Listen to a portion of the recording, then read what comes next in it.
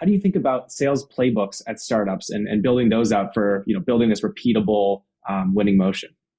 It's such an important step in the beginning, is making sure you're just asking a series of questions, I think, that lead you to know what's going to work at the new company that you're at. Every company's different, right? And then at the same time, certain truths about sales have been the same for as long as sales has existed. And that's forever, right? Everybody's been selling forever. So I really like to go through a systematic process of understanding things like what's working to build pipeline, what outbound messaging works, what lead treatments work for the great inbound leads we have. Inbound leads are precious in a startup. You need to make sure you're maximizing the value of each lead that you have. So you need to be measuring things like ARR per lead.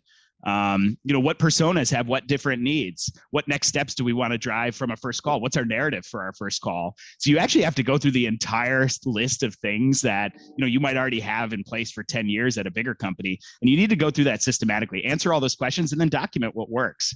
I think that's the instinct you need to build, is if you're trying something new, write it down and measure it too. Make sure you know it works. And then that becomes the foundation of your playbook. That becomes what you can use to train and accelerate your RAM times for anybody that you're bringing on. And it's mission critical to do this work early on, because if you don't do it, then you're never going to learn answers to those questions, or you're going to leave people sort of wondering what the best way to do it is. And the other thing I would say is engage your team in the process. Make sure your team is actually taking chunks of that and doing that work themselves, and actually signing up and building maybe a new proposal template or something that could be used by everybody. Because that way you're actually sort of you don't have to own it all yourself. You can actually engage your team in the process of building the playbook, and just making something that will work and is quick and easy at the end of the day too.